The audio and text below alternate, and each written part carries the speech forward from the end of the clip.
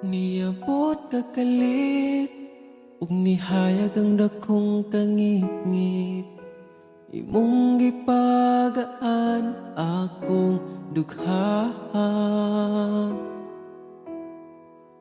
Asa ka man, unta dili nimo makalimtan.